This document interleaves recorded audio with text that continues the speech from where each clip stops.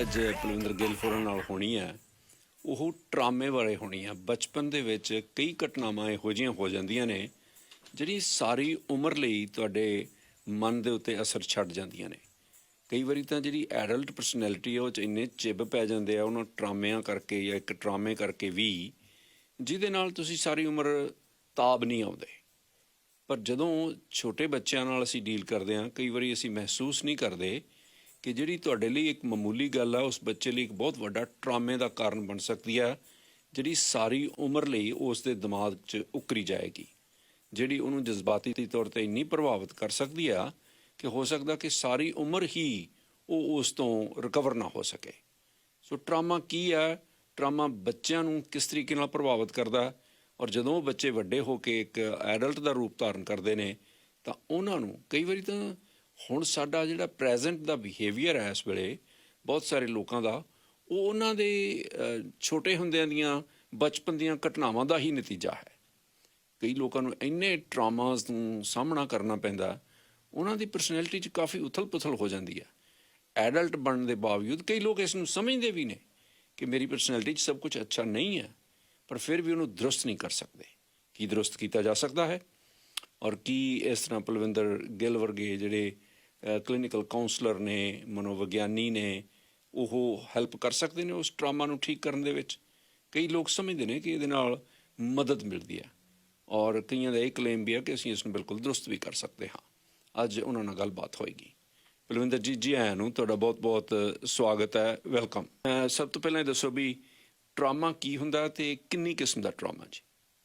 ਹਾਂਜੀ ਜੀ ਹਾਂ ਮਿਸਟਰ ਤਿੰਨ, ਸਭ ਤੋਂ ਪਹਿਲਾਂ ਤਾਂ ਆਈ ਥਿੰਕ ਆਪਾਂ ਥੋੜਾ ਇੱਕ ਡਿਸਕਲੇਮਰ ਦੇ ਦਈਏ, ਬਿਕਾਜ਼ ਅਕਸਰ ਜਦੋਂ ਆਪਾਂ ਟਰਾਮੇ ਦੀ ਗੱਲ ਕਰਦੇ ਹਾਂ ਨਾ, ਜਦੋਂ ਮੈਂ ਆਪਦੇ ਕਾਉਂਸਲਿੰਗ ਸੈਸ਼ਨਸ ਦੇ ਵਿੱਚ ਵੀ ਟਰਾਮੇ ਦੀ ਗੱਲ ਕਰਦੇ ਹਾਂ ਨਾ, ਅਕਸਰ ਪੇਰੈਂਟ ਆਪਦੇ ਆਪ ਤੇ ਅਟੈਕ ਲੈ ਲੈਂਦੇ ਆ, ਇਹ ਬਲੇਮ ਲੈ ਲੈਂਦੇ ਆ।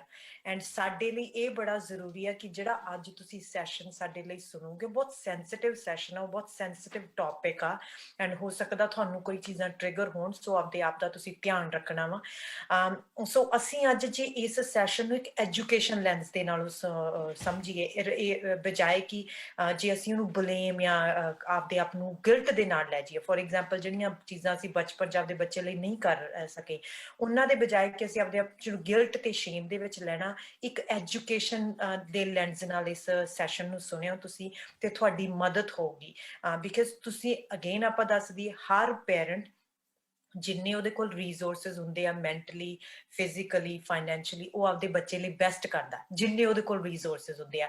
ਜੇ ਉਹਦੇ ਕੋਲ ਇੱਕ ਲੈਂਗੁਏਜ ਉਹਨੂੰ ਆਉਂਦੀ ਹੈ ਤੇ ਉਹ ਕੋਸ਼ਿਸ਼ ਕਰਦਾ ਵੀ ਇੱਕ ਲੈਂਗੁਏਜ ਮੇਰੇ ਬੱਚੇ ਨੂੰ ਵਧੀਆ ਆਵੇ, ਪਰ ਜੇ ਉਹਨੂੰ 5 ਲੈਂਗੁਏਜਸ ਆਉਂਦੀਆਂ ਤੇ ਉਹ 5 ਵੀ ਬੱਚੇ ਨੂੰ ਸਿਖਾਊਗਾ। ਪਰ ਜੇ ਆਉਂਦੀ ਹੋਈ ਉਹ ਇੱਕ ਲੈਂਗੁਏਜ ਆ ਤੇ ਸਾਡੀ ਉਮੀਦ ਆ, ਐਕਸਪੈਕਟੇਸ਼ਨ ਆ ਵੀ ਉਹ 5 ਲੈਂਗੁਏਜਸ ਸਿਖਾਵੇ, ਤਾਂ ਇਹਦੇ ਤੇ ਅਸੀਂ ਗਲਤ ਹੋਵਾਂਗੇ। ਸੋ ਇਸ ਸੈਸ਼ਨ ਨੂੰ ਮੈਂ ਹੋਪ ਕਰਦੀ ਕਿ ਤੁਸੀਂ ਇੱਕ ਐਜੂਕੇਸ਼ਨ ਲੈਂਸ ਨਾਲ ਦੇਖੋਗੇ, ਰਾਦਰ ਦੈਨ ਇੱਕ ਬਲੇਮ ਤੇ ਆਪਦੇ ਗਿਲਟ ਦੇ ਲੈਂਸ ਨਾਲ ਦੇਖਣ ਦਾ। ਸੋ ਹਾਂਜੀ, ਜਦੋਂ ਕਿਸੇ ਬੱਚੇ ਨੂੰ ਕੋਈ ਟਰਾਮਾ ਹੁੰਦਾ ਜਾਂ ਮਾਪਾ ਕੋਈ ਰਿਐਕਟ ਕਰਦਾ ਇਸ ਤਰ੍ਹਾਂ, ਜਾਂ ਕੋਈ ਹੋਰ ਵਿਅਕਤੀ ਰਿਐਕਟ ਕਰਦਾ ਜਿਹੜਾ ਉਹਨੂੰ ਟਰਾਮਾ ਕਾਜ਼ ਕਰਦਾ, ਤਾਂ ਬੱਚੇ ਦਾ ਰਿਐਕਸ਼ਨ ਕੀ ਹੁੰਦਾ? ਜੀ ਹਾਂ। ਸੋ ਸਭ ਤੋਂ ਪਹਿਲਾਂ ਤਾਂ ਮਿਸਟਰ ਤਿੰਡੇ, ਇਸ ਵਾਸਤੇ ਸਾਨੂੰ ਪਹਿਲਾਂ ਸਮਝਣਾ ਪਊਗਾ ਟਰਾਮਾ ਕੀ ਆ। ਸੋ ਟਰਾਮੇ ਦਾ ਮਤਲਬ ਹੈ ਕਿ ਕੋਈ ਚੀਜ਼ ਬਾਹਰ ਹੋਈ ਆ, ਕੋਈ ਬਾਹਰਲੇ ਇਨਵਾਇਰਮੈਂਟ ਹੋਈ ਆ, ਉਹਦੇ ਵਿੱਚ ਉਹਦੇ ਨਾਲ ਬੱਚੇ ਦੇ ਅੰਦਰ ਦੀ ਕੋਈ ਚੀਜ਼ ਟੁੱਟੀ ਆ, ਅੰਦਰ ਦਾ ਕੁਝ ਟੁੱਟਿਆ ਵਾ ਉਹਦੇ, ਸੋ ਉਸ ਨੂੰ ਅਸੀਂ ਟਰਾਮਾ ਕਹਿੰਦੇ ਆ। ਸੋ ਸਾਡੇ ਅੰਦਰ ਹੋ ਸਕਦਾ ਬਾਹਰਲੀਆਂ ਚੀਜ਼ਾਂ ਕਈ ਲੋਕਾਂ ਲਈ ਬਹੁਤ ਵੱਡੀਆਂ ਵੀ ਹੋਣ, ਪਰ ਉਹਨਾਂ ਦੇ ਅੰਦਰ ਨੂੰ ਕਈ ਵਾਰ ਨਹੀਂ ਤੋੜਦੀਆਂ ਉਹ ਉਸ ਲੈਵਲ ਤੇ, ਪਰ ਕਈ ਲੋਕਾਂ ਨੂੰ ਤੋੜ ਦਿੰਦੀਆਂ। ਸੋ ਤੁਹਾਡੇ ਅੰਦਰ ਇੱਕ ਬੱਚੇ ਦੇ ਅੰਦਰ ਕਿਸੇ ਚੀਜ਼ ਦਾ ਟੁੱਟਣਾ ਐਜ਼ ਅ ਰਿਜ਼ਲਟ ਕਿ ਬਾਹਰ ਕੋਈ ਚੀਜ਼ ਹੋਈ ਆ, ਸੋ ਇਹ ਬੜਾ ਜ਼ਰੂਰੀ ਆ। ਟਰਾਮੇ ਦਾ ਜਿਹੜਾ ਇੱਕ ਤੁਹਾਡੇ ਅੰਦਰ ਚੀਜ਼ ਹੁੰਦੀ ਆ, ਇੱਕ ਬਾਹਰ ਦੇ ਨਾਲ। ਸੋ ਸਭ ਤੋਂ ਪਹਿਲਾਂ ਤਾਂ ਇਹ ਜ਼ਰੂਰੀ ਆ ਮਿਸਟਰ ਤਿੰਨ, ਸਾਡੇ ਲਈ ਇਹ ਜਾਣਨਾ ਕਿ ਜਦੋਂ ਇੱਕ ਬੱਚੇ ਦਾ, ਤੁਸੀਂ ਦੇਖੋ ਕਿ ਇੱਕ ਛੋਟੇ ਜਿਹੇ ਬੱਚੇ ਨੂੰ ਲੈਂਗੁਏਜ ਸਿਖਾਉਣੀ ਸੌਖੀ ਆ ਕਿ ਇੱਕ ਅਡਲਟ ਨੂੰ ਲੈਂਗੁਏਜ ਸਿਖਾਉਣੀ ਸੌਖੀ ਆ? ਬੱਚੇ ਨੂੰ ਸੌਖੀ ਜੀ, ਮੇਰਾ ਖਿਆਲ। ਜੀ ਹਾਂ, ਇੱਕ ਬੱਚੇ ਨੂੰ ਲੈਂਗੁਏਜ। ਸੋ ਇਹਦਾ ਮਤਲਬ ਸਾਨੂੰ ਇਹ ਪਤਾ ਲੱਗ ਰਿਹਾ ਕਿ ਇਹਦਾ ਮਤਲਬ ਜਿਹੜਾ ਬੱਚਾ ਵਾ ਉਹਦਾ ਇਨਵਾਇਰਮੈਂਟ ਨੂੰ ਸਾਡੇ ਨਾਲੋਂ ਵੀ ਜ਼ਿਆਦਾ ਸੋਕ ਕਰਦਾ ਵਾ, ਉਹਦਾ ਇਨਵਾਇਰਮੈਂਟ ਨੂੰ ਸਾਡੇ ਨਾਲੋਂ ਵੀ ਜ਼ਿਆਦਾ ਅਬਜ਼ੋਰਬ ਕਰਦਾ ਵਾ। ਉਹ ਤਾਂ ਆਪਦੇ ਇਨਵਾਇਰਮੈਂਟ, ਘਰ ਦੇ ਇਨਵਾਇਰਮੈਂਟ ਨੂੰ ਸਾਡੇ ਨਾਲੋਂ ਵੀ ਜ਼ਿਆਦਾ ਸੀਰੀਅਸਲੀ ਲੈਂਦਾ ਵਾ, ਕਿਉਂਕਿ ਉਹ ਆਪਦੇ ਅੰਦਰ ਸੋਕ ਕਰ ਰਿਹਾ, ਅਬਜ਼ੋਰਬ ਕਰ ਰਿਹਾ, ਇੱਕ ਅਡਲਟ ਦੇ ਨਾਲੋਂ ਜ਼ਿਆਦਾ। ਸੋ ਅਸੀਂ ਐਂਡ ਜਿਹੜੇ ਕਲਚਰ ਤੇ ਜਿਹੜੀ ਕੰਟਰੀ ਚੋਂ ਮਿਸਟਰ ਥਿੰਦ ਅਸੀਂ ਆਉਣੇ ਆ, ਅਸੀਂ ਸਾਰੇ ਟਰਾਮਾਟਾਈਜ਼ਡ ਆ, ਇਨਕਲੂਡਿੰਗ ਮਾਈ ਸੈਲਫ। ਅਸੀਂ ਸਾਰੇ ਹੀ ਉਸ ਕਲਚਰ ਚ ਆਉਣੇ ਆ ਜਿੱਥੇ ਮਾਵਾਂ ਸਟ੍ਰੈਸ ਸੀ, ਜਿੱਥੇ ਆਲੇ ਦੁਆਲੇ ਦੇ ਲੋਕ ਸਟ੍ਰੈਸ ਸੀ ਜਦੋਂ ਅਸੀਂ ਸਾਡਾ ਜਨਮ ਹੋਇਆ ਸੀ, ਕਿਉਂਕਿ ਮੈਂਟਲ ਐਜੂਕੇਸ਼ਨ ਨਹੀਂ ਸੀ, ਕੋਈ ਮਾਨਸਿਕ ਐਜੂਕੇਸ਼ਨ ਨਹੀਂ ਸੀ। ਜਿਹੜੇ ਮਾਂ ਦਾ ਇੱਕ ਸਟ੍ਰੈਸ ਲੈਵਲ ਆ, ਉਹ ਕਿਹਦੇ ਤੇ ਜਾਂਦਾ ਵਾ? ਉਹ ਬੱਚੇ ਤੇ ਜਾਂਦਾ। ਚਾਹੇ ਉਹ ਇੱਕ ਦਿਨ ਦਾ ਉਹ ਸੋਕ ਕਰ ਰਿਹਾ, ਉਹ ਇਸ এনवायरमेंट ਨੂੰ, ਉਸ એનર્ਜੀ ਨੂੰ ਸੋਕ ਕਰ ਰਿਹਾ ਆਪਦੇ ਅੰਦਰ। ਅੱਛਾ, ਮਿਸਾਲ ਦੇ ਕੇ ਦੱਸੋ ਵੀ ਟਰਾਮਾ ਹੈ ਕੀ? ਇੱਕ ਬੱਚੇ ਨੂੰ ਫੜ ਕੇ ਝੰਜੋੜ ਦੇਣਾ, ਜਾਂ ਇੱਕ ਬੱਚੇ ਨੂੰ ਜੁੱਤੀਆਂ ਨਾਲ ਕੁੱਟਣਾ। ਹੁਣ ਬਹੁਤ ਸਾਰੇ ਲੋਕ ਇੱਥੇ ਜਦੋਂ ਗੱਲ ਕਰਦੇ ਆ, ਉਹ ਕਹਿੰਦੇ ਜੀ ਮੈਂ ਤਾਂ ਆਪਣੇ ਪਿਤਾ ਜੀ ਦਾ ਬਹੁਤ ਧੰਨਵਾਦੀ ਹਾਂ, ਉਹਨਾਂ ਨੇ ਸਾਨੂੰ ਕੁੱਟ-ਕੁੱਟ ਕੇ ਇਹ ਗੱਲ ਸਿਖਾਈ ਸੀ, ਸਾਨੂੰ ਬਹੁਤ ਕੁੱਟਦੇ ਸੀ, ਉਦੋਂ ਸਾਨੂੰ ਬੁਰਾ ਲੱਗਦਾ ਸੀ, ਹੁਣ ਅਸੀਂ ਸੋਚਦੇ ਹਾਂ ਕਿ ਚੰਗਾ ਕੀਤਾ ਉਹਨਾਂ ਨੇ ਸਾਨੂੰ ਕੁੱਟਿਆ, ਸਾਨੂੰ ਡਿਸਪਲਿਨ ਕਰ ਦਿੱਤਾ ਤੇ ਸਾਨੂੰ ਇਹ ਗੱਲਾਂ ਕੁੱਟ ਕੇ ਸਿਖਾਈਆਂ। ਸਾਨੂੰ ਮਿਸਾਲ ਦੇ ਕੇ ਦੱਸੋ ਕਿ ਟਰਾਮਾ ਕੀ ਹੈ? ਟਰਾਮਾ ਕਿਸੇ ਬੱਚੇ ਨੂੰ ਘੂਰ ਦੇਣਾ, ਉੱਚੀ ਆਵਾਜ਼ 'ਚ ਬੋਲਣਾ, ਧੱਫਾ ਮਾਰਨਾ, ਜਾਂ ਨੋਕਾਂ ਵਾਲੀ ਜੁੱਤੀ ਨਾਲ ਕੁੱਟਣਾ, ਜਾਂ ਗਾਲਾਂ ਕੱਢਣੀਆਂ ਉੱਚੀ ਆਵਾਜ਼ ਦੇ ਵਿੱਚ, ਜਾਂ ਉਹਨੂੰ ਕਮਰੇ 'ਚ ਬੰਦ ਕਰ ਦੇਣਾ। ਟਰਾਮਾ ਕਿਹੜੀ ਚੀਜ਼ ਹੈ? ਸੋ ਮਿਸਟਰ ਦੈਨ ਐਗਜ਼ੈਕਟਲੀ ਜਿਵੇਂ ਆਪਣੇ ਕਲਚਰ ਦੇ ਵਿੱਚ ਅਸੀਂ ਟਰਾਮਾ ਹੀ ਮੰਨਦੇ ਕਿ ਜਦੋਂ ਸਿਰਫ ਬੱਚੇ ਨਾਲ ਅਸੀਂ ਜਿਹੜੀਆਂ ਚੀਜ਼ਾਂ ਕਰਦੇ, ਬੱਚੇ ਨੂੰ ਝਿੜਕਣਾ, ਬੱਚੇ ਨੂੰ। ਸੋ ਮੈਂ ਤੁਹਾਨੂੰ ਐਗਜ਼ਾਮਪਲ ਦੇ ਕੇ ਦੱਸਦੀ ਹਾਂ ਕਿ ਫੋਰ ਐਗਜ਼ਾਮਪਲ ਇੱਕ ਬੱਚਾ 5 ਦਿਨ ਦਾ ਵਾ, ਤੇ ਉਹ ਬੱਚਾ ਪਿਆ ਵਾ ਆਪਦੇ ਬੈੱਡ ਤੇ ਪਿਆ, ਤੇ ਇੱਕ ਮਾਂ-ਬਾਪ ਦੇ ਵਿੱਚ ਬੜੀ ਭਿਆਨਕ ਲੜਾਈ ਹੋ ਰਹੀ ਆ, ਬਹੁਤ ਬੋਲਾਂ ਦੀ, ਵਰਬਲੀ ਉਹ ਲੜ ਮਾਂ-ਬਾਪ ਹੀ ਰਹੇ ਆ, ਤੇ ਇਹਦੇ ਵਿੱਚ ਇੱਕ ਮਾਂ ਵੀ ਸਟ੍ਰੈਸ ਆ ਤੇ ਇੱਕ ਬਾਪ ਵੀ ਸਟ੍ਰੈਸ ਆ, ਤੇ ਉਸ ਬੱਚੇ ਦੇ ਅੰਦਰ ਜਿਹੜਾ ਨਰਵਸ ਸਿਸਟਮ ਆ ਉਹ ਡਰ ਜਾਂਦਾ। ਉਸ ਬੱਚੇ ਦੇ ਨਰਵਸ ਸਿਸਟਮ ਦੇ ਵਿੱਚ ਇਹ ਚੀਜ਼ ਐਡ ਹੋ ਰਹੀ ਹੈ, ਉਹਨੂੰ ਅਸੀਂ ਇੰਪਲਿਸਿਟ ਮੈਮਰੀ ਕਹਿੰਦੇ ਆ। ਇਹਦਾ ਮਤਲਬ ਹੈ ਕਿ ਉਸ ਬੱਚੇ ਨੂੰ ਅੱਜ ਤੋਂ 20 ਜਾਂ 25 ਸਾਲ ਬਾਅਦ ਯਾਦ ਨਹੀਂ ਹੋਊਗਾ ਕਿ ਮੈਂ 5 ਦਿਨ ਦਾ ਸੀ ਤੇ ਮੇਰੇ ਮਾਂ-ਬਾਪ ਲੜੇ ਸੀ, ਪਰ ਉਹਦੇ ਨਰਵਸ ਸਿਸਟਮ ਤੇ ਉਹ ਡੈਮੇਜ ਹੋਇਆ ਪਿਆ। ਪਰ ਉਹਦੇ ਨਰਵਸ ਸਿਸਟਮ ਤੇ ਉਹ, ਕਿਉਂਕਿ ਉਹ ਬਹੁਤ ਛੋਟਾ ਵਾ, ਕਿਉਂਕਿ ਜਿਵੇਂ ਤੁਸੀਂ ਕਿਹਾ 5 ਡੇਜ਼ ਜਾਂ 10 ਡੇ ਦਾ ਬਹੁਤ ਛੋਟਾ ਵਾ, ਤੇ ਇੱਕ ਮਾਂ-ਬਾਪ ਦੀ ਲੜਾਈ ਨੇ এনवायरमेंट ਸਟ੍ਰੈਸ ਕ੍ਰੀਏਟ ਕੀਤਾ ਹੋਇਆ। ਇਹਦਾ ਮਤਲਬ ਮਾਂ ਵੀ ਸਟ੍ਰੈਸ ਆ, ਬਾਪ ਵੀ ਸਟ੍ਰੈਸ ਆ, ਐਂਡ ਉਹ ਸਟ੍ਰੈਸ ਕਿਹਦੇ ਤੇ ਡੁੱਲਦੀ? ਇੱਕ ਬੱਚੇ ਦੇ ਨਰਵਸ ਸਿਸਟਮ ਤੇ ਡੁੱਲਦੀ ਆ। ਐਂਡ ਜਦੋਂ ਇੱਕ ਸਟ੍ਰੈਸ ਬੱਚੇ ਦੇ ਨਰਵਸ ਸਿਸਟਮ ਤੇ ਡੁੱਲਦੀ ਆ, ਉਹ ਇੱਕ ਨਰਵਸ ਸਿਸਟਮ ਦੀ ਅਨਕੌਂਸ਼ੀਅਸ ਮੈਮਰੀ ਬਣਦੀ ਆ। ਅੱਛਾ, ਇਹ ਇੱਕ ਟਰਾਮਾ ਵਾ। ਐਂਡ ਇਹਦੇ ਵਿੱਚ ਤੁਸੀਂ ਦੇਖੋ ਕਿ ਬੱਚਾ ਅੰਦਰੋਂ ਮਹਿਸੂਸ ਇਹ ਕਰ ਰਿਹਾ ਕਿ ਮੈਂ ਸੇਫ ਨਹੀਂ, ਮਹਿਸੂਸ ਇਹ ਆ ਰਿਹਾ ਮਾਨਸਿਕ ਤੌਰ ਤੇ ਕਿ ਮੈਂ ਸੇਫ ਨਹੀਂ ਹੈਗਾ ਇੱਥੇ। ਕਿਉਂ? ਕਿਉਂਕਿ ਇੱਥੇ ਲੜਾਈ ਹੋ ਰਹੀ ਹੈ, ਇੱਥੇ ਦੋ ਇਨਸਾਨ ਲੜ ਰਹੇ ਆ, ਆਰਗਿਊ ਕਰ ਰਹੇ ਆ, ਤੇ ਬੱਚੇ ਦੇ ਅੰਦਰ ਇੱਕ ਚੀਜ਼ ਆਪਦੀ ਸੇਫਟੀ ਟੁੱਟਦੀ ਆ। ਅੱਛਾ, ਜਿਹੜੇ ਮਾਂ ਗਰਭਵਤੀ ਆ, ਲੈਟਸ ਸੇ 7 ਮਹੀਨੇ ਦਾ, 8 ਮਹੀਨੇ ਦਾ ਬੱਚਾ, ਤੇ ਉਹਦੇ ਆਲੇ ਦੁਆਲੇ ਟਰਾਮਾ ਹੋ ਰਿਹਾ, ਉਹਦੀ ਮਾਂ ਸਫਰ ਕਰ ਰਹੀ ਆ, ਜਾਂ ਉਹਦੀ ਮਾਂ ਤੇ ਕੁੱਟ ਪੈ ਰਹੀ ਆ, ਆਲੇ ਦੁਆਲੇ ਬੰਬ ਚੱਲ ਰਹੇ ਨੇ, ਉਹ ਅਫਗਾਨਿਸਤਾਨ ਦੇ ਕੱਚੇ ਘਰ ਦੇ ਵਿੱਚ ਬੱਚੇ ਨਾਲ ਪ੍ਰੈਗਨੈਂਟ ਪਈ ਆ, ਤੇ ਲੋਕ ਮਰ ਰਹੇ ਨੇ ਆਲੇ ਦੁਆਲੇ। ਹੁਣ ਇਸ ਕਿਸਮ ਦੇ ਐਟਮੋਸਫੀਅਰ ਦੇ ਵਿੱਚ ਜਦੋਂ ਬੱਚੇ ਦਾ ਜਨਮ ਹਾਲੇ ਨਹੀਂ ਹੋਇਆ, ਕਿ ਉਹ ਵੀ ਟਰਾਮੇ ਦਾ ਸ਼ਿਕਾਰ ਹੋ ਜਾਏਗਾ? ਜੀ ਹਾਂ ਮਿਸਟਰ ਥੈਨ। ਸੋ ਇਹਦੇ ਅੱਗੇ ਆਪਾਂ ਗੱਲ ਕਰਾਂਗੇ ਕਿ ਕਈ ਜਿਹੜੇ ਲੋਕਾਂ ਨੂੰ ਡਿਸਪਾਈਟ ਉਹ ਇੰਨਾ ਟਰਾਮਾ ਹੁੰਦਾ ਵਾ, ਬਾਅਦ ਵਿੱਚ ਵੀ ਠੀਕ ਹੋ ਜਾਂਦੇ ਆ, ਬਾਅਦ ਵਿੱਚ ਵੀ ਠੀਕ ਰਹਿੰਦੇ ਆ। ਆਪਾਂ ਬਾਅਦ ਵਿੱਚ ਗੱਲ ਕਰਾਂਗੇ। ਜੀ ਹਾਂ, ਸੋ ਜਿਵੇਂ ਤੁਸੀਂ ਕਿਹਾ ਕਿ ਇੱਕ ਮਦਰ ਸਟ੍ਰੈਸ ਦੇ ਵਿੱਚ ਆ, ਐਂਡ ਉਹ ਜਿਹੜੀ ਸੁਭਾਵਿਕ ਗੱਲ ਆ, ਜਿਵੇਂ ਹੁਣ ਬਹੁਤ ਰਿਸਰਚ ਆ ਰਿਹਾ ਵਾ ਕਿ ਜਦੋਂ ਤੁਸੀਂ ਪ੍ਰੈਗਨੈਂਟ ਹੁੰਦੇ ਹੋ ਉਦੋਂ ਵੀ ਉਹ ਬੱਚੇ ਨੂੰ ਉਸ ਸਟ੍ਰੈਸ ਕਿੰਨੀ ਪ੍ਰਭਾਵਿਤ ਕਰਦੀ ਆ। ਉਹ ਸਟ੍ਰੈਸ ਆਪਦੇ ਅੰਦਰ ਨਰਵਸ ਸਿਸਟਮ ਉਹਦਾ ਸੋਕ ਕਰਦਾ। ਮਿਸਟਰ ਥਿਨ, ਜਦੋਂ ਇੱਕ ਬੱਚੇ ਦਾ ਜਿਸ ਟਾਈਮ ਸਾਡਾ ਬਹੁਤ ਛੋਟਾ ਜਿਹੜਾ ਬੱਚਾ ਉਹ ਵੱਡਾ ਹੋ ਰਿਹਾ, ਡਿਵੈਲਪ ਹੋ ਰਿਹਾ, ਉਹਦਾ ਦਿਮਾਗ 300-400 ਮਿਲੀਅਨ ਨਿਊਰੋਨਸ ਡਿਵੈਲਪਮੈਂਟ ਹੋ ਰਹੀ ਹੈ, ਤੇ ਸਾਡੇ ਐਜ਼ ਅਡਲਟ ਸਾਡੇ ਸਿਰਫ ਦਿਨ ਦੀ ਸਿਰਫ 400 ਜਾਂ 600 ਹੁੰਦੀ ਆ। ਥਿੰਕ ਅਬਾਊਟ ਇਟ, ਕਿੱਡਾ ਵੱਡਾ ਜਦੋਂ ਉਹਦੀ ਡਿਵੈਲਪਮੈਂਟ, ਜਦੋਂ ਉਹਦੀ ਕ੍ਰਿਟੀਕਲ ਆ, ਕਿਉਂਕਿ ਜਿਵੇਂ ਜਿਵੇਂ ਤੁਸੀਂ ਵੱਡੇ ਹੁੰਦੇ ਜਾਂਦੇ ਤੁਹਾਡੇ ਨਿਊਰੋਨ ਕਨੈਕਸ਼ਨ ਉਹਨਾਂ ਦੀ ਜਿਹੜੀ ਬਿਲਡਅਪ ਉਹ ਘਟਦੀ ਜਾਂਦੀ ਆ। ਪਰ ਐਜ਼ ਅ ਚਾਈਲਡ ਤੁਹਾਡੇ ਚ ਬਹੁਤ ਹੁੰਦੀ। ਸੋ ਫੋਰ ਐਗਜ਼ਾਮਪਲ ਇੱਕ, ਐਂਡ ਰਿਮੈਂਬਰ ਇਹ ਜਿਹੜੀਆਂ ਜਿਵੇਂ ਹੁਣ ਤੁਸੀਂ ਸਿਚੁਏਸ਼ਨ ਦਿੱਤੀ ਹੈ, ਇੱਕ ਮਦਰ ਅਵੋਇਡ ਨਹੀਂ ਸੀ ਕਰ ਸਕਦੀ। ਇਹ ਉਸ ਮਦਰ ਦੇ ਹੱਥ ਚ ਨਹੀਂ ਸੀਗਾ। ਵਾਰ ਹੋ ਰਿਹਾ ਵਾ ਕੰਟਰੀ ਦੇ ਵਿੱਚ, ਇਦਾਂ ਲੋਕ ਹੋ ਰਹੇ ਆ, ਇਹਦੇ ਹੱਥ ਚ ਨਹੀਂ ਸੀ। ਐਂਡ ਇੱਕ ਐਗਜ਼ਾਮਪਲ ਸ਼ਾਇਦ ਆਪਾਂ ਆਪਣੇ ਕਲਚਰ ਦੀ ਲੈ ਕੇ ਦੇਖੀਏ। ਫੋਰ ਐਗਜ਼ਾਮਪਲ ਜਿਸ ਔਰਤ ਦੇ 2 ਬੇਟੀਆਂ ਸੀਗੀਆਂ ਤੇ ਉਹਦੇ ਤੀਸਰੀ ਬੇਟੀ ਹੋ ਗਈ, ਇਮੇਜਿਨ ਕਰੋ ਉਸ ਔਰਤ ਦਾ ਉਸ ਕੰਟੈਕਸਟ ਦੇ ਵਿੱਚ ਐਂਡ ਰਿਮੈਂਬਰ ਇਹ ਆਪਾਂ ਕਈ ਵਾਰ ਮੇਰੇ ਕੋਲ ਕਲਾਇੰਟ ਆਉਂਦੇ ਵੀ ਆ ਤੇ ਆਪਾਂ ਇਹ ਨਹੀਂ ਕਹਿ ਸਕਦੇ ਕਿ ਉਸ ਔਰਤ ਦੀ ਸੋਚ ਬਦਲੀ ਹੋਣੀ ਚਾਹੀਦੀ ਸੀ ਜੀ ਨਹੀਂ ਐਵੇਂ ਜਦੋਂ ਤੁਸੀਂ ਇੱਕ ਕਲਚਰ 'ਚ ਰਹਿਣਾ ਹਰ ਇਨਸਾਨ ਨੇ ਤੁਹਾਨੂੰ ਇਹ ਕਹਿਣਾ ਤੇਰੇ ਥਰਡ ਟਾਈਮ ਬੇਟੀ ਹੋਈ ਆ ਇਮੇਜਿਨ ਕਰੋ ਅੱਜ ਤੋਂ 20 ਜਾਂ 25 ਸਾਲ ਪਹਿਲਾਂ ਯਾ ਟਰਾਮਾ ਐਂਡ 20 ਤੋਂ 25 ਸਾਲ ਇਹਦੇ ਹਿਸਾਬ ਨਾਲ ਤਾਂ ਹਰ ਕੁੜੀ ਨਾਲ ਟਰਾਮਾ ਹੋਇਆ ਹੋਇਆ ਪਰ ਇਸ ਦੇ ਬਾਵਜੂਦ ਵੀ ਜਿਹੜੀਆਂ ਪੰਜ ਭੈਣਾਂ ਨੇ ਸਕੀਆਂ ਉਹ ਨਾਰਮਲ ਲਾਈਫ ਜਿਉ ਰਹੀਆਂ ਨੇ ਐਂਡ ਜੀ ਹਾਂ ਮਿਸਟਰ ਉਹਨਾਂ ਨੇ ਤਿੰਨ ਕਦੇ ਸਾਨੂੰ ਕੋਈ ਤੁਹਾਡੇ ਲੱਗਦਾ ਵੱਲ ਵਾ ਨੂੰ ਕਾਉਂਸਲਰ ਨਹੀਂ ਵੇਖਿਆ ਉਹ ਕਿਵੇਂ ਮੈਨੇਜ ਕਰਦੇ ਕਾਉਂਸਲਰ ਤਾਂ ਬਹੁਤ ਲੋਕ ਹੀ ਦੇਖਦੇ ਜਿਨ੍ਹਾਂ ਨੂੰ ਦੇਖਣਾ ਚਾਹੀਦਾ ਵਾ ਪਰ ਜੀ ਹਾਂ ਸੋ ਸਾਨੂੰ ਜਦੋਂ ਸਾਡੇ ਬੱਚੇ ਦੇ ਮੈਂ ਤੁਹਾਨੂੰ ਦੱਸੂਗੀ ਕਿ ਇਹ ਅਡਲਟ ਲਾਈਫ ਦੇ ਵਿੱਚ ਕਿਵੇਂ ਇੰਪੈਕਟ ਪੈਂਦਾ ਸੋ ਫੋਰ ਐਗਜ਼ਾਮਪਲ ਜਿਹੜਾ ਇੱਕ ਬੱਚਾ ਜਿਹੜਾ ਛੋਟਾ ਵਾ ਉਹ ਬਹੁਤ ਅਨਸੇਫ ਫੀਲ ਕਰ ਰਿਹਾ ਵਾ ਉਹਦੇ ਹਰ ਵਕਤ ਘਰ ਦੇ ਵਿੱਚ ਲੜਾਈ ਰਹਿੰਦੀ ਆ ਐਂਡ ਅੱਜ ਉਹ 25 ਜਾਂ 30 ਸਾਲ ਦਾ ਹੋ ਚੁੱਕਿਆ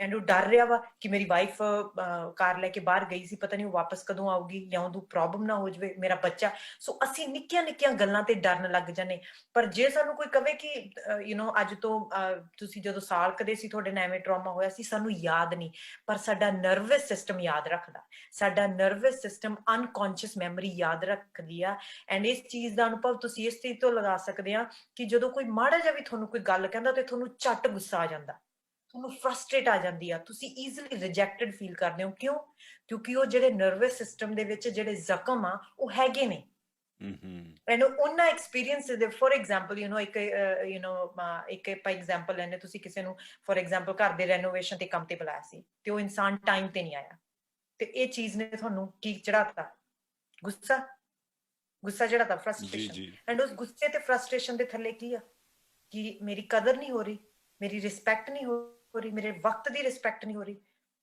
ਮੈਨੂੰ ਕੁਝ ਸਮਝਿਆ ਨਹੀਂ ਜਾ ਰਿਹਾ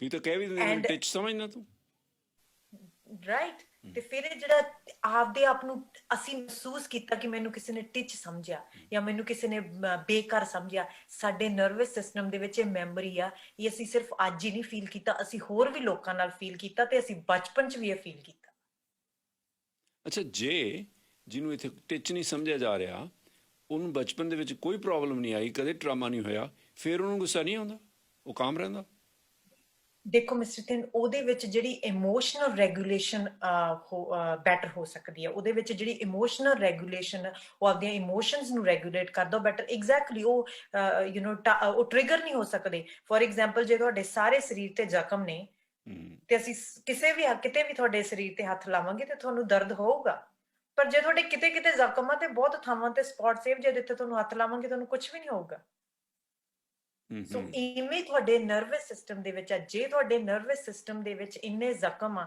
ਕਿ ਉਹ ਟਾਈਮ ਤੋਂ ਬਹੁਤ ਛੇਤੀ ਟ੍ਰਿਗਰ ਹੋ ਜਾਂਦਾ ਵਾ ਜਿਹੜੇ ਕਿ ਸਾਡੇ ਲਿਸਨਰ ਦੇਖ ਸਕਦੇ ਨੇ ਐਂਡ ਅਸੀਂ ਕਿਹੜੀਆਂ ਚੀਜ਼ਾਂ ਤੋਂ ਟ੍ਰਿਗਰ ਹੁੰਨੇ ਆ ਫੋਰ ਐਗਜ਼ਾਮਪਲ ਅਸੀਂ ਕਈ ਵਾਰ ਇਹੋ ਜਿਹੇ ਰਿਸ਼ਤਿਆਂ 'ਚ ਰਹਿੰਦੇ ਆ ਜਿਸ ਰਿਸ਼ਤਿਆਂ ਦੇ ਵਿੱਚ ਸਾਨੂੰ ਇਗਨੋਰੈਂਸ ਮਿਲਦੀ ਹੈ ਸਾਨੂੰ ਰਿਜੈਕਸ਼ਨ ਮਿਲਦੀ ਹੈ ਸਾਨੂੰ ਅਬੈਂਡਨ ਫਿਰ ਵੀ ਅਸੀਂ ਉਹਨਾਂ ਰਿਸ਼ਤਿਆਂ 'ਚ ਰਹੀ ਜਾਂਦੇ ਆ ਕਿਉਂਕਿ ਅਸੀਂ ਆਪਣੇ ਆਪ ਨੂੰ ਕਾਬਿਲ ਨਹੀਂ ਸਮਝਦੇ ਇਦੋਂ ਵਧੀਆ ਰਿਸ਼ਤਿਆਂ ਦੇ ਤੇ ਅਸੀਂ ਉਹ ਟੋਲਰੇਟ ਕਰ ਰਹੇ ਹਾਂ ਅਸੀਂ ਉਹ ਜਿਹੜਾ ਬਿਹੇਵੀਅਰ ਟੋਲਰੇਟ ਕਰ ਰਹੇ ਹਾਂ ਕਿ ਸਾਨੂੰ ਕੋਈ ਇਗਨੋਰ ਕਰ ਸਕਦਾ ਸਾਨੂੰ ਕੋਈ ਅਬਿਊਜ਼ ਕਰ ਸਕਦਾ ਸਾਨੂੰ ਕੋਈ ਅਬੈਂਡਨ ਕਰ ਸਕਦਾ ਐਂਡ ਅਸੀਂ ਉਸੇ ਰਿਸ਼ਤਿਆਂ 'ਚ ਰਹੀ ਜਾਂਦੇ ਆ ਫਿਰ ਜਿਹੜੇ ਸੀਰੀਆ ਤੋਂ ਰਿਫਿਊਜੀ ਆ ਰਹੇ ਆ ਛੋਟੇ ਬੱਚੇ ਆ ਰਹੇ ਆ ਜਿਨ੍ਹਾਂ ਨੇ ਆਲੇ ਦੁਆਲੇ ਲਾਸ਼ਾਂ ਦੇਖੀਆਂ ਲਾਸ਼ਾਂ ਤੇ ਪੈਰ ਧਰ ਕੇ ਬੱਚੇ ਉੱਥੋਂ ਨਿਕਲੇ ਆ ਔਰ ਹੁਣ ਅਫਗਾਨਿਸਤਾਨ ਦੀ ਜ਼ਿੰਦਾ ਮਿਸਾਲ ਆ ਹੁਣ ਇਹ ਲੋਕਾਂ ਦਾ ਜਿਹੜਾ ਮਨੋਬਲ ਆ ਜਾਂ ਇਹਨਾਂ ਦਾ ਟਰਾਮਾ ਤਾਂ ਫਿਰ ਬਹੁਤ ਐਕਸਟ੍ਰੀਮ ਤੇ ਹੁੰਦਾ ਹੋਣਾ ਐਂਡ ਜਿਵੇਂ ਕਿ ਆਪਾਂ ਗਾਂ ਜਾ ਕੇ ਗੱਲ ਕਰਾਂਗੇ ਕਿ ਇਸ ਟਰਾਮੇ ਨੂੰ ਅਸੀਂ ਹੀਲ ਕਿਵੇਂ ਕਰਨਾ ਐਂਡ ਕਈ ਲੋਕਾਂ ਨੂੰ ਮਦਦ ਮਿਲ ਜਾਂਦੀ ਆ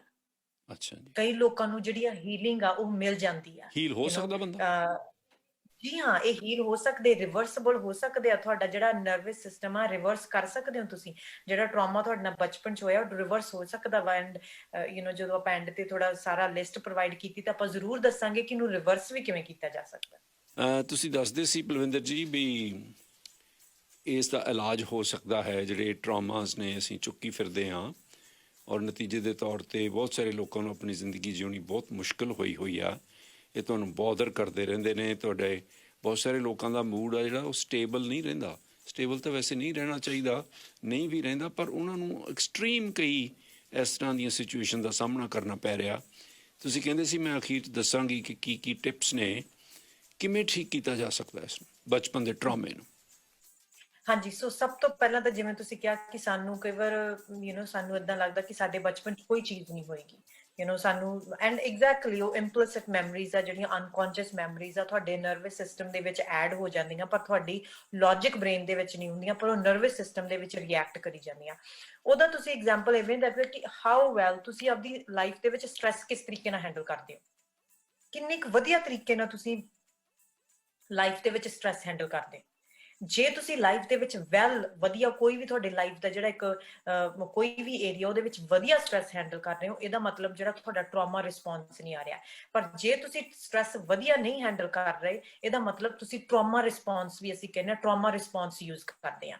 ਸੋ ਫॉर ਐਗਜ਼ਾਮਪਲ ਮੈਂ ਤੁਹਾਨੂੰ ਇਹਦੀ ਇੱਕ ਐਗਜ਼ਾਮਪਲ ਦੇ ਕੇ ਦੱਸ ਸਕਦੀ ਹਾਂ ਕਿ ਇੱਕ ਇੱਕ ਸਵਿਮਿੰਗ ਪੂਲ ਦੇ ਨਾਲ ਆ ਐਂਡ ਇੱਕ ਦੋ ਜਣੇ ਖੜੇ ਆ ਐਂਡ ਇੱਕ ਦਾ ਹੈਗਾਗਾ ਕਿ ਮੈਂ ਫॉर ਐਗਜ਼ਾਮਪਲ ਜਿਹੜਾ ਇੱਕ ਤਿੰਨ ਜਾਣੇ ਖੜੇ ਆ ਐਂਡ ਇਹਨਾਂ ਤਿੰਨਾਂ ਦਾ ਰਿਸਪੌਂਸ ਅੱਡ ਕਿਵੇਂ ਆ। ਸੋ ਇੱਕ ਜਾਣੇ ਦਾ ਹੈਗਾਗਾ ਕਿ ਉਹ ਆਪਦੀ ਉਹਨੂੰ ਸਵਿਮਿੰਗ ਨਹੀਂ ਆਉਂਦੀ ਗੀ, ਪਰ ਉਹ ਜਿਹੜੀ ਵੈਸਟ ਪਾ ਕੇ ਲਾਈਫ ਜੈਕਟ ਪਾ ਕੇ ਉਹ ਕੰਫਰਟੇਬਲ ਹੋ ਜਾਂਦਾ ਤੇ ਚਲਿਆ ਜਾਂਦਾ ਪਾਣੀ ਦੇ ਵਿੱਚ। ਤੇ ਉੱਥੇ ਲੋਕਾਂ ਦੀ ਉੱਥੇ ਉਹਨੂੰ ਸੇਫ ਫੀਲ ਹੁੰਦਾ ਕਿ ਆਲੇ ਦੁਆਲੇ ਲੋਕ এনवायरमेंट ਮੈਨੂੰ ਠੀਕ ਰੱਖੂਗਾ। ਉਹ ਪ੍ਰੋਪਰ ਆਪਦੀ ਲੌਜੀਕਲ ਰੀਜ਼ਨ ਦੇ ਵਿੱਚ ਲਾਈਫ ਜੈਕਟ ਪਾ ਕੇ ਚਲਿਆ ਜਾਂਦਾ ਬਿਕਾਜ਼ ਉਹਨੂੰ ਸਵਿਮਿੰਗ ਨਹੀਂ ਆਉਂਦੀ। ਇੱਕ ਹੈ ਕਿ ਇੰਨਾ ਜ਼ਿਆਦਾ ਡਰੂਗਾ ਲਾਈਫ ਜੈਕਟ ਤੇ ਵੀ ਨਹੀਂ ਭਰੋਸਾ ਕਰ ਪਾਊਗਾ ਕਿਉਂਕਿ ਉਦੋਂ ਇਹ ਟਰਾਮਾ ਰਿਸਪੌਂਸ ਹੈ ਕਿ ਮੈਨੂੰ এনवायरमेंट ਨਹੀਂ ਬਚਾਊਗਾ, ਰਾਈਟ। ਤਾਂ ਆਪਾਂ ਦੇਖਿਆ ਨਾ ਕਈ ਲੋਕ ਇਨਕਲੂਡਿੰਗ ਮਾਈ ਸੈਲਫ, ਅਸੀਂ ਲਾਈਫ ਜੈਕਟਸ ਪਾ ਕੇ ਵੀ ਨਹੀਂ ਜਾ ਸਕਦੇ, ਸਾਨੂੰ ਡਰ ਲੱਗਦਾ ਵਾ, ਸਾਨੂੰ ਉੱਤੇ ਵੀ ਨਹੀਂ ਭਰੋਸਾ। ਜੇ ਉੱਥੇ ਕਈ ਵਾਰ ਕੋਈ ਉਹ ਟ੍ਰੇਨਰ ਕਹਿੰਦੇ ਆ ਕਿ ਨਹੀਂ ਅਸੀਂ ਬਚਾ ਲਾਂਗੇ, ਸਾਨੂੰ ਉਹਨਾਂ ਤੇ ਵੀ ਨਹੀਂ ਭਰੋਸਾ ਵੀ ਉਹ ਸਾਨੂੰ ਬਚਾ ਪਾਉਣਗੇ। ਇੱਕ ਇਹ ਟਰਾਮਾ ਰਿਸਪੌਂਸ ਆ, ਇਹ ਬੱਚਾ ਵਾ ਜਿਹੜਾ ਟਰਾਮਾਟਾਈਜ਼ ਹੋਇਆ ਵਾ ਕਿਸੇ ਤਰੀਕੇ ਨਾਲ, ਰਾਈਟ। ਐਂਡ ਇੱਕ ਦੂਸਰਾ ਵਾ ਜਿਹਨੂੰ ਸਵਿਮਿੰਗ ਵੀ ਨਹੀਂ ਆਉਂਦੀ ਪਰ ਉਹਨੇ ਲਾਈਫ ਜੈਕਟ ਵੀ ਨਹੀਂ ਪਾ ਲਈ ਤੇ ਉਹਨੇ ਉਹੀ ਕੁੱਦ ਗਿਆ ਉਹ, ਰਾਈਟ। ਇਹ ਵੀ ਇੱਕ ਟਰਾਮਾ ਰਿਸਪੌਂਸ ਆ ਬਿਕਾਜ਼ ਇਹਨੇ ਵੀ ਤਾਂ ਆਪਦੇ ਲੌਜੀਕਲੀ ਤਰੀਕੇ ਨਾਲ ਇਹਨੇ ਕੰਡਕਟ ਨਹੀਂ ਕੀਤਾ ਆਪਦੇ ਆਪ ਨੂੰ, ਰਾਈਟ। ਐਂਡ ਟਰਾਮਾ ਜਿਹੜਾ ਬੱਚਾ ਨਹੀਂ ਟਰਾਮੇ ਦੇ ਵਿੱਚੋਂ ਨਿਕਲ ਗਿਆ ਪ੍ਰੋਪਰਲੀ ਕਿਉਂਕਿ ਉਹਨੂੰ ਸਵਿਮਿੰਗ ਨਹੀਂ ਸੀ ਆਉਂਦੀ, ਸਟ੍ਰੈਸ ਆਈ ਉਹਦੀ ਲਾਈਫ ਦੇ ਵਿੱਚ, ਉਹਨੇ ਲਾਈਫ ਜੈਕਟ ਪਾਈ, ਉਹਨੇ ਲੋਕਾਂ ਤੇ ਵਿਸ਼ਵਾਸ ਕੀਤਾ ਤੇ ਉਹ ਪੂਲ ਦੇ ਵਿੱਚ ਕੁੱਦ ਗਿਆ, ਰਾਈਟ। ਸੋ ਇਦਾਂ ਹੀ ਅੱਜ ਕੀ ਕਈ ਸਿਚੁਏਸ਼ਨ ਦੇ ਵਿੱਚ ਤੁਸੀਂ ਦੇਖ ਲਿਓ, ਜਾਂ ਤਾਂ ਅਸੀਂ ਬਹੁਤ ਹੀ ਡਰਦੇ ਰਹਿੰਦੇ ਆ ਜਾਂ ਅਸੀਂ ਪ੍ਰੋਪਰ ਥ੍ਰੈਟ ਨੂੰ ਦੇਖਦੇ ਵੀ ਨਹੀਂ ਵੀ ਹਾਂ ਇੱਕ ਥ੍ਰੈਟ ਆ, ਇਹਨੂੰ ਅਸੀਂ ਮੈਨੇਜ ਕਰਨਾ। ਅਸੀਂ ਜਾਂ ਤਾਂ ਇੱਧਰਲੇ ਸਪੈਕਟਰਮ ਦੇ ਪਾਸੇ ਹੁੰਨੇ ਜਾਂ ਅਸੀਂ ਦੂਸਰੇ ਪਾਸੇ ਹੁੰਨੇ ਆ ਤੇ ਅਸੀਂ ਵਿਚਾਲੇ ਸਟੇਬਲ ਨਹੀਂ ਹੁੰਦੇ। ਜਿਹੜਾ ਤੀਜਾ ਬਿਨਾਂ ਹੀ ਲਾਈਫ ਜੈਕਟ ਤੋਂ ਕੁੱਦ ਗਿਆ, ਹੋ ਸਕਦਾ ਉਹਨੂੰ ਸਵਿਮਿੰਗ ਆਉਂਦੀ ਹੋਵੇ। ਨਹੀਂ, ਆਪਾਂ ਉਸ ਸਿਚੁਏਸ਼ਨ ਦੀ ਗੱਲ ਕਰਦੇ ਜਿਹਨੂੰ ਨਹੀਂ ਆਉਂਦੀ ਸਵਿਮਿੰਗ। ਅੱਛਾ, ਉਹਨੂੰ ਵੀ ਨਹੀਂ ਆਉਂਦੀ ਸਵਿਮਿੰਗ।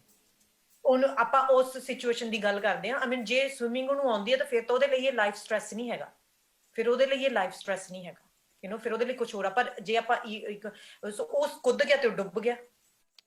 ਔਰ ਉਹ ਮੇਰਾ ਖਿਆਲ ਇਹ ਸੋਚਦਾ ਸੀ ਕਿ ਇੱਕ ਵਾਰੀ ਛਾਲ ਮਾਰ ਕੇ ਦੇਖਦੇ ਆ ਫਿਰ ਦੇਖੀ ਜਾਊ ਕੀ ਹੁੰਦਾ ਅੰਦਰ ਚੱਲ ਕੇ ਪੂਲ ਦੇ। ਜੀ ਹਾਂ, ਐਂਡ ਇੱਕ ਟਰਾਮਾ ਰਿਸਪੌਂਸ ਆ ਬਿਕਾਜ਼ ਤੁਸੀਂ ਪ੍ਰੋਪਰ ਇਸ ਚੀਜ਼ ਨੂੰ ਜੱਜ ਨਹੀਂ ਕਰ ਸਕੇ, ਅਸੈਸ ਨਹੀਂ ਕਰ ਸਕੇ, ਆਪਦੀ ਲਾਈਫ ਸਟ੍ਰੈਸ ਨੂੰ ਪ੍ਰੋਪਰ ਸੋਲਵ ਨਹੀਂ ਕਰ ਸਕੇ।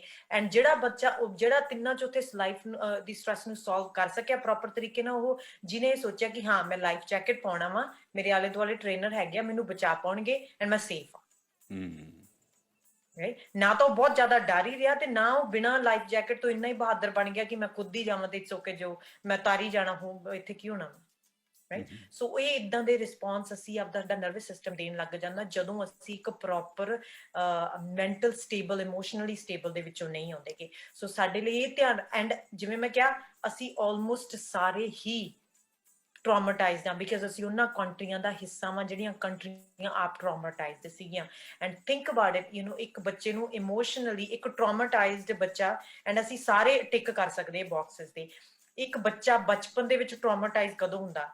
ਇੱਕ ਤਾਂ ਜਦੋਂ ਉਹਦੀਆਂ ਭਾਵਨਾਵਾਂ ਨੂੰ ਸੁਣਿਆ ਜਾਂਦਾ, ਜਿਹੜਾ ਕਿ ਸਾਡੇ ਸਾਰਿਆਂ ਨਾਲ ਹੋਇਆ। ਜਦੋਂ ਅਸੀਂ ਰੋਏ ਆ, ਸਾਨੂੰ ਕੁੱਟ ਪਈ ਆ ਜਾਂ ਨੂੰ ਝਿੜਕਾਂ ਪਈਆਂ, ਜੇ ਅਸੀਂ ਫਰਸਟ੍ਰੇਟ ਹੋਏ ਆ, ਸਾਡੇ ਲਈ ਉਹਨਾਂ ਨੇ ਨਹੀਂ ਸਮਝਿਆ ਵੀ ਅੰਦਰੋਂ ਦੁਖੀ ਆ, ਇਹਦੀ ਮਾਨਸਿਕ ਸਥਿਤੀ ਹੁਣ ਅਨਸਟੇਬਲ ਹੋ ਰਹੀ ਹੈ ਕਿਉਂਕਿ ਉਹਨਾਂ ਨੂੰ ਵੀ ਨਹੀਂ ਸੀ ਪਤਾ। ਜਾਂ ਸਾਡੀ ਮਾਂ ਦਾ ਅਨਅਵੇਲੇਬਲ ਹੋਣਾ, ਬਾਪ ਦਾ ਅਨਅਵੇਲੇਬਲ ਹੋਣਾ। ਤੁਸੀਂ ਦੇਖਿਆ ਕਿ ਜਿਹੜੇ ਕਲਚਰ ਚੋਂ ਅਸੀਂ ਆਏ ਆ, ਇੰਨਾ ਮਾਂ ਬਾਪ ਨੇੜੇ, ਬਾਪ ਤਾਂ ਸਾਨੂੰ ਕੰਮ ਤੇ ਹੁੰਦੇ ਸੀ, ਮਿਲਦੇ ਹੀ ਘੱਟ ਸੀਗੇ ਤੇ ਉਨੀ ਨੈਗਲੈਕਟ ਵੀ ਅਸੀਂ ਦੇਖਿਆ। ਫਿਰ ਸਾਡੇ ਘਰਾਂ ਦਾ ਮਾਹੌਲ ਵੀ ਅਨਪ੍ਰੈਡਿਕਟੇਬਲ ਸੀਗਾ, ਅਨਪ੍ਰੈਡਿਕਟੇਬਲ, ਕੰਸਿਸਟੈਂਟ ਨਹੀਂ ਸੀਗਾ।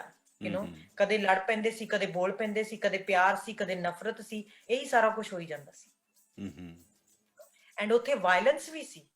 ਉੱਥੇ ਲੜਦੇ ਵੀ, ਲੋਕੀ ਫਿਜ਼ੀਕਲੀ ਵੀ ਲੜਦੇ ਵੇਖੇ ਆ, ਘਰ ਦੇ ਵਿੱਚ। ਐਂਡ ਲੋਕੀ ਵਰਬਲੀ ਵੀ, ਇਮੋਸ਼ਨਲੀ ਵੀ ਲੜਦੇ ਵੇਖੇ ਆ ਅਸੀਂ। ਸੋ ਇਹ ਜੇ ਇਹ ਕ੍ਰਾਈਟੇਰੀਆ ਲੈ ਕੇ ਚੱਲੀਏ ਤਾਂ ਅਸੀਂ ਕੋਈ ਵੀ ਬਚਿਆ ਨਹੀਂ ਗਾ ਉਹ ਜਿਹੇ ਇਨਵਾਇਰਨਮੈਂਟ ਤੋਂ।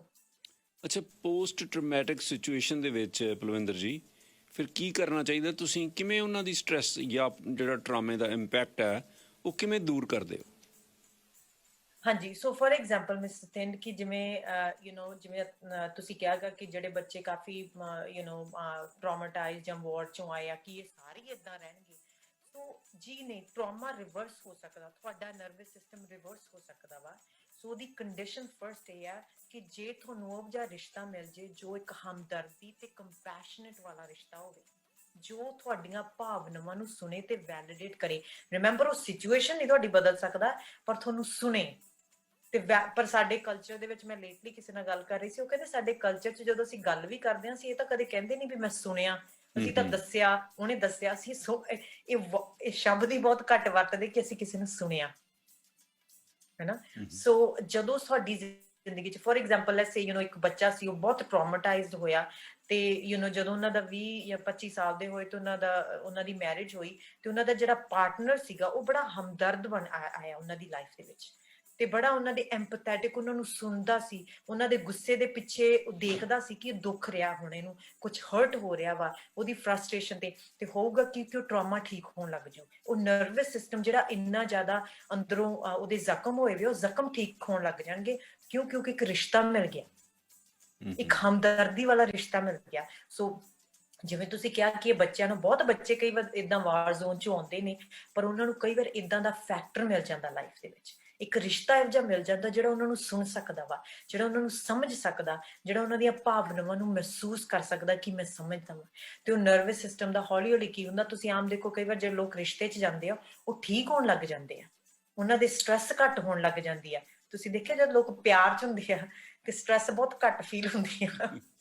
ਜਦੋਂ ਇਨੀਸ਼ੀਅਲ ਡੇਜ਼ ਦੇ ਵਿੱਚ ਸਾਨੂੰ ਸਟ੍ਰੈਸ ਨਹੀਂ ਫੀਲ ਹੁੰਦੀ, ਅਸੀਂ ਬੜੇ ਖੁਸ਼ ਰਹਿੰਦੇ ਆ। ਕਿਉਂਕਿ ਕਿਤੇ ਨਾ ਕਿਤੇ ਉਹ ਨਰਵਸ ਸਿਸਟਮ ਥੋੜਾ ਕਾਮ ਠੀਕ ਹੋਣ ਲੱਗ ਜਾਂਦਾ, ਰਾਈਟ। ਸੋ ਇੱਕ ਰਿਸ਼ਤਾ ਬੜਾ ਜ਼ਰੂਰੀ ਹੈ ਕਿ ਸਾਨੂੰ ਇੱਕ ਰਿਸ਼ਤਾ ਇਹੋ ਜਿਹਾ ਮਿਲੇ, ਸਾਡੀ ਲਾਈਫ ਦੇ ਵਿੱਚ ਰਿਸ਼ਤਾ ਇਹੋ ਜਿਹਾ ਹੋਵੇ ਕਿ ਜਿੱਥੇ ਅਸੀਂ ਇੱਕ ਆਪਦਾ ਵੈਲੀਡੇਟ ਸਾਨੂੰ ਹੋ ਸਕੇ, ਹਮਦਰਦੀ ਵਾਲਾ ਰਿਸ਼ਤਾ, ਅਨਕੰਡੀਸ਼ਨਲ ਪਿਆਰ ਜਿੱਥੇ ਸਾਨੂੰ ਮਿਲੇ, ਕਿ ਅਸੀਂ ਆਪਦੇ ਬੱਚਿਆਂ ਵਾਂਗੂ ਅਸੀਂ ਉਸ ਇਨਸਾਨ ਕੋਲੇ ਜਾ ਸਕੀਏ ਤੇ ਉਹ ਮਾਂ-ਬਾਪ ਵਾਂਗੂ ਸਾਨੂੰ ਪਿਆਰ ਨਾਲ ਵਰਾਵੇ।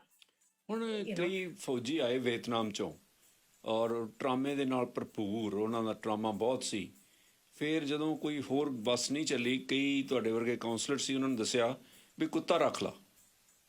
ਉਹਨਾਂ ਨੇ ਕੁੱਤਾ ਰੱਖ ਲਿਆ, ਕਹਿੰਦੇ ਉਹ ਠੀਕ ਹੋ ਗਏ। ਇਹ ਹੋ ਸਕਦਾ? ਜੀ ਹਾਂ, ਜਿਵੇਂ ਮੈਂ ਤੁਹਾਨੂੰ ਕਿਹਾ ਕਿ ਪਰ ਸਭ ਤੋਂ ਜ਼ਿਆਦਾ ਤਾਂ ਇਫੈਕਟਿਵ ਇੱਕ ਰਿਸ਼ਤਾ ਵਾ ਜਿਹੜਾ ਕਿ ਹੋਣਾ ਚਾਹੀਦਾ। ਪਰ ਐਗਜ਼ੈਕਟਲੀ ਲੋਕ ਡੌਗ ਥੈਰੇਪੀ, ਇਦਾਂ ਦੀ ਥੈਰੇਪਿਊਟਿਕ ਵਰਤਦੇ ਆ ਬਿਕਾਜ਼ ਉਹ ਉਹਨਾਂ ਨੂੰ ਇੱਕ ਅਨਕੰਡੀਸ਼ਨਲ ਐਕਸੈਪਟੈਂਸ ਤੇ ਲਵ ਦੇ ਰਿਹਾ ਵਾ। ਤੁਸੀਂ ਦੇਖੋ, ਹੈ ਤਾਂ ਥੱਲੇ ਤਾਂ ਉਹੀ ਹੈ ਨਾ ਕਿ ਜਿਹੜੀ ਸਾਨੂੰ ਨਹੀਂ ਮਿਲੀ ਵੀ, ਜਾਂ ਕੁੱਤੇ ਨੇ ਬੋਲਣਾ ਨਹੀਂ। ਜੀ ਹਾਂ, ਬਚਪਨ ਦੇ ਵਿੱਚ ਸਾਨੂੰ ਉਹ ਅਨਕੰਡੀਸ਼ਨਲ ਐਕਸੈਪਟੈਂਸ ਮਿਲੀ ਨਹੀਂ ਕਿਸੇ ਤੋਂ।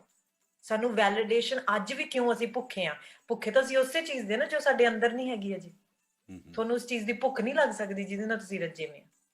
ਸੋ ਭੁੱਖ ਤੁਹਾਨੂੰ ਉਸ ਚੀਜ਼ ਦੀ ਹੈ। ਇੱਕ ਤਾਂ ਇਹਦਾ ਇਲਾਜ ਇਹ ਆ ਕਿ ਕੋਈ ਵੈਲਿਡ ਰਿਸ਼ਤਾ ਹੋਏ, ਜਿਹੜਾ ਪਿਆਰ ਵਾਲਾ, ਹਮਦਰਦੀ ਵਾਲਾ ਰਿਸ਼ਤਾ ਹੋਏ, ਜਿਹੜਾ ਤੁਹਾਨੂੰ ਸੁਣੇ, ਜਿਹੜਾ ਵੀ ਬੰਦਾ ਟਰਾਮੇ ਦਾ ਸ਼ਿਕਾਰ ਆ ਉਸ ਨੂੰ ਸੁਣੇ। ਜੀ ਹਾਂ, yes. And second of all, ਹਾਂਜੀ, ਐਂਡ ਸੈਕੰਡ ਆਫ ਆਲ, ਜਿਵੇਂ ਤੁਸੀਂ ਕਿਹਾ ਕਿ ਬਹੁਤ ਘੱਟ ਲੋਕ ਸੋਚਦੇ ਕਾਉਂਸਲਿੰਗ ਤੁਸੀਂ ਕਰੋ, ਉਹਦੇ ਨਾਲ ਤੁਹਾਡਾ ਨਰਵਸ ਸਿਸਟਮ ਉਹ ਸ਼ਾਂਤ ਕਰਨ ਦੀ ਕੋਸ਼ਿਸ਼ ਕਰਨਗੇ। ਜੇ ਤੁਸੀਂ ਉਹਨਾਂ ਨੂੰ ਪਹਿਲਾਂ ਦੱਸ ਦਿਓ ਕਿ ਮੈਂ ਟਰਾਮਾ ਕਾਉਂਸਲਿੰਗ ਲੈਣੀ ਆ, ਐਂਡ ਉਹ ਕਈ ਵਾਰ ਵਾਪਸ ਜਾਣਗੇ ਬਹੁਤ ਚੀਜ਼ਾਂ ਤੁਹਾਨੂੰ ਆਪਦੇ ਅੰਦਰੋਂ, ਕਿਉਂਕਿ ਜ਼ਖਮਾਂ ਨੂੰ ਹੱਥ ਲਾਉਣਾ, ਇੱਕ ਟਰਾਮੇ ਨੂੰ ਹੱਥ ਲਾਉਣ ਦਾ ਮਤਲਬ ਆ ਤੁਸੀਂ ਕਿਸੇ ਦੇ ਜ਼ਖਮ ਨੂੰ ਹੱਥ ਲਾਉਣਾ। ਐਂਡ ਜਿਹਦੇ ਜ਼ਖਮ ਨੂੰ ਹੱਥ ਲਾਉਣਾ ਵਾ, ਉਹਨੂੰ ਇੰਨਾ ਟਰਸਟ ਵੀ ਹੋਣਾ ਚਾਹੀਦਾ ਵੀ ਮੈਂ ਲਾਉਣ ਦੇ ਦਾਂ ਇਹਨਾਂ ਨੂੰ, ਮੇਰੇ ਜ਼ਖਮਾਂ ਨੂੰ ਹੱਥ। ਅੱਛਾ, ਤੁਸੀਂ ਕੀ ਕਰਦੇ ਹੋ ਫਿਰ? ਅੱਗੇ ਚਲੋ। ਹਾਂਜੀ, ਤੁਸੀਂ ਉਹ ਕੀ ਕਰਦੇ ਹੋ ਜਦੋਂ ਅਸੀਂ ਥੈਰੇਪੀ ਕਰਦੇ ਹਾਂ ਟਰਾਮੇ ਦੀ? ਹੁਣ ਹਰ ਇੱਕ ਮਰੀਜ਼ ਨਾਲ ਰਿਸ਼ਤਾ ਤਾਂ ਬਣਾ ਨਹੀਂ ਸਕਦੇ। ਯਾ ਜਿਵੇਂ ਫੋਰ ਐਗਜ਼ਾਮਪਲ, ਸੋ ਜੇ ਤੁਸੀਂ ਕਾਉਂਸਲਿੰਗ ਕਰਦੇ, ਕੋਈ ਟਰਾਮਾ ਕਾਉਂਸਲਿੰਗ ਕਰਦੇ ਆ, ਤਾਂ ਮਿਸਟਰ ਥਿੰਡ ਤੁਹਾਨੂੰ ਉਹਨਾਂ ਦੇ ਨਰਵਸ ਸਿਸਟਮ ਦੇ ਵਿੱਚ, ਉਹਨਾਂ ਦੇ ਟ੍ਰਿਗਰਸ ਦੇ ਵਿੱਚ ਜਾਣਾ ਪੈਂਦਾ, ਜਿੱਥੇ ਉਹਨਾਂ ਨੂੰ ਇਹ ਸਿਖਾਉਣਾ ਪੈਂਦਾ ਕਿ ਉਹ ਕਾਮਲੀ ਇਹਨਾਂ ਟ੍ਰਿਗਰਸ ਨੂੰ ਕਿਵੇਂ ਮੈਨੇਜ ਕਰ ਸਕਦੇ ਆ। ਹੌਲੀ ਹੌਲੀ ਉਹ ਦੇਖਣ ਲੱਗ ਜਾਣਗੇ ਕਿ ਇਹਨਾਂ ਟ੍ਰਿਗਰਾਂ ਦੇ, ਸਾਡੇ ਗੁੱਸੇ ਦੇ ਪਿੱਛੇ ਤਾਂ ਐਕਚੁਅਲੀ ਦੂਸਰੇ ਦਾ ਕਸੂਰ ਨਹੀਂ ਹੈਗਾ, ਸਾਡੇ ਗੁੱਸੇ ਦੇ ਪਿੱਛੇ ਤਾਂ ਅਸੀਂ ਭੁੱਖੇ ਫਿਰਦੇ ਪਿਆਰ ਵਾਸਤੇ, ਅਸੀਂ ਵੈਲੀਡੇਸ਼ਨ ਵਾਸਤੇ ਭੁੱਖੇ ਫਿਰਦੇ ਹਾਂ।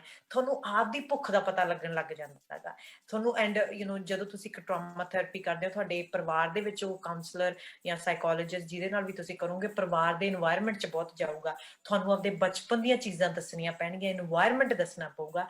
ਬਾਕੀ ਇਹ ਟਰਾਮਾ ਵੱਧ ਵੀ ਸਕਦਾ ਵਾ, ਕਿਉਂਕਿ ਜੇ ਤੁਹਾਡੀ ਲਾਈਫ ਦੇ ਵਿੱਚ ਸਟ੍ਰੈਸ ਇਦੋਂ ਵੀ ਜ਼ਿਆਦਾ ਜਮਾ ਹੋ ਗਈ ਆ, ਫੋਰ ਐਗਜ਼ਾਮਪਲ ਜੇ ਇੱਕ ਹਮਦਰਦ ਪਾਰਟਨਰ ਦੇ ਬਜਾਏ ਇੱਕ ਉਹ ਜਿਹਾ ਪਾਰਟਨਰ ਆ ਗਿਆ ਜਿਹਨੂੰ ਵੀ ਤੁਹਾਡੇ ਇੱਕ ਜਿੰਨਾ ਹੀ ਟਰਾਮਾ, ਤੇ ਤੁਹਾਡੀ ਲਾਈਫ ਦੇ ਵਿੱਚ ਹੁਣ ਸਟ੍ਰੈਸਸ ਵਧਣਗੀਆਂ ਤੇ ਟਰਾਮਾ ਤੁਹਾਡਾ ਵਧੂਗਾ, ਘਟੂਗਾ ਨਹੀਂ।